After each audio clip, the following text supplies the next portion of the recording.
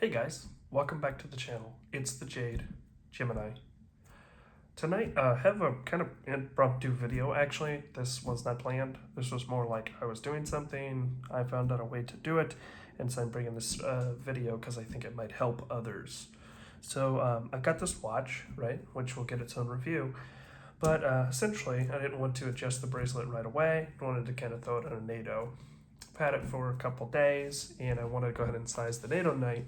But I realized that that basically the tolerances on this bracelet are extremely tight in between the end links and the lugs. So much so that when it's in there, it doesn't even have enough to move where you can like get one of the lug tops clipped in. So as you push from one side, it just went to the other. Push from the other, it just went back and forth. So I was like, how do I get this without completely destroying and scratching up and denting the back of the watch, or possibly it's slipping and going to somewhere else on the watch? So I figured it out. So I'm going to share that experience with you. First, anytime we're sizing a bracelet, I recommend removing the clasp from the rest. So we're going to do that as the first step by using one of these pin pusher tools. There we go. Push down. Should open this actually to relieve some of the tension. There we go. And I also recommend getting some sort of non-abrasive material to work on. So as you can see, I'm pushing this pin in on one side and then pushing it down and then pushing on the other side until it gives way. There we go. Perfect. So now we're just gonna close up this clasp so it's not rattling around, and we have one side separated from the next. So now I'm gonna show you the process of inserting really tight end links into a watch. So I've got the spring bar here, and I'm gonna take my free end link and I'm gonna capture my bracelet side here. This fell out, just make sure to keep it here. So I'm gonna get everything ready by lining this up. So now this is like a solid one piece. It's all linked together like so. So this is what I've ended up doing to make sure everything is good to go. I'm gonna flip over the watch like so.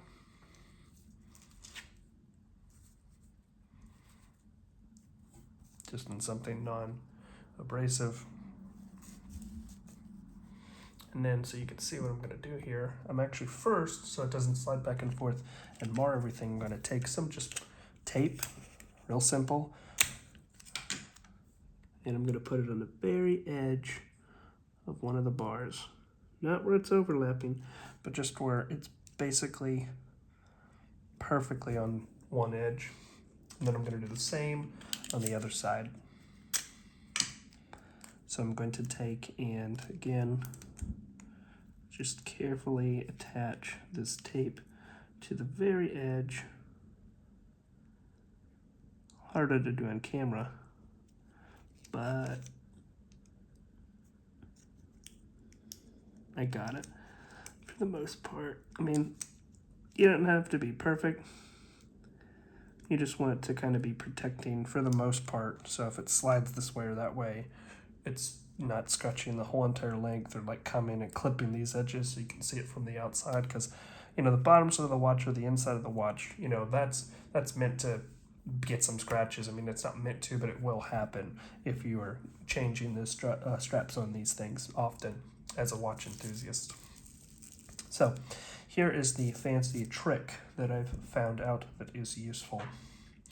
So what you're going to do is you're going to take a spring bar. I'm going to use this plastic one, so there's less to like fall if something does fall and ding. I'm going to cover this metal, so this is the only metal piece happening, but you can, the first try, I used this full metal spring bar, worked just fine.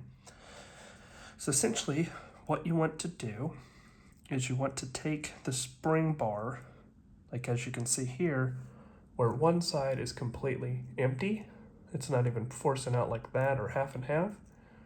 And then the other side, it's way out like this.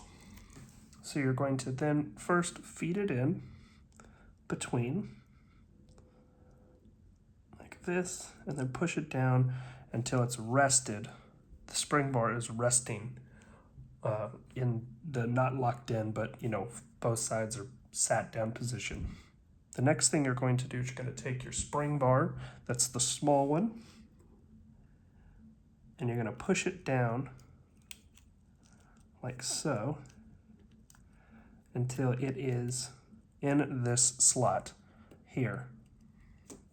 And you're going to hold that with one finger and then sort of use your thumb to rest on the watch. So again, I've got it in this slot here, holding it here all the way up with precision and pretty constant pressure and angle this way too.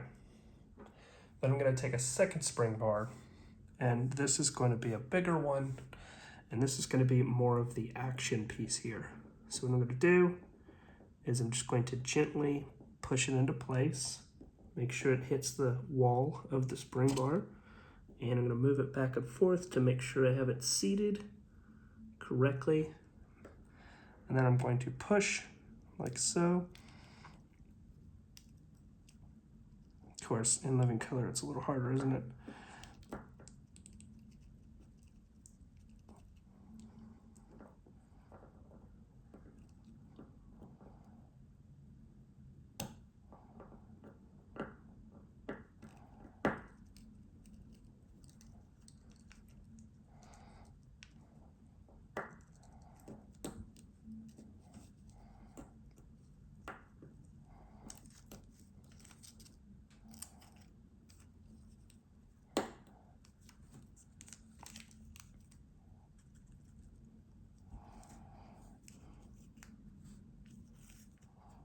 Let's see.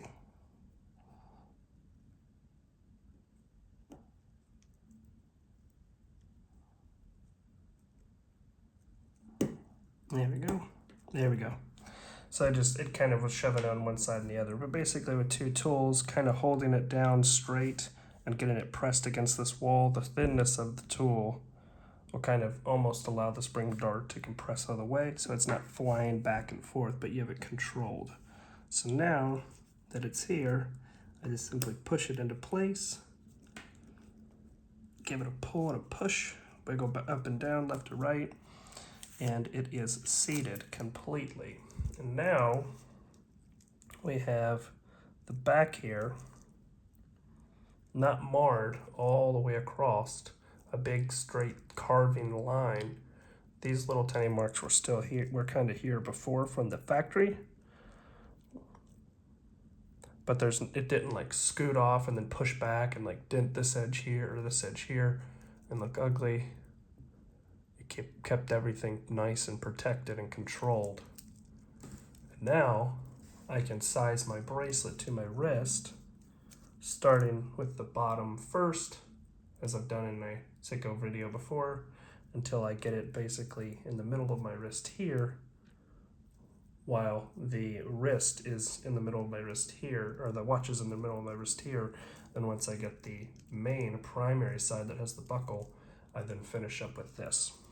So, short little easy video, just wanted to show you that little trick that I learned so that you have the tape there, maybe even two pieces of tape so it doesn't slide off like it did that. But basically it's so the spring bar doesn't build this tension and then go bing and then just go and scratch the whole entire bottom. You have this as like, you know, a safety guard, you know, pushed in there, and then you could slowly, you know, make sure everything's safe and sound. So hopefully this was useful. If you did like this, please go ahead and give a like. A weird video, but it was just like, gosh, I wish I would have done this day one, being a watch enthusiast, not, you know, 7 or 5 years in or whatever like that. So if you did enjoy, like I said, give a like as well as subscribe as it helps the channel, and review on this guy coming and much more watches in the future. Everybody take care, stay safe. If you have any questions, leave them down below. Peace.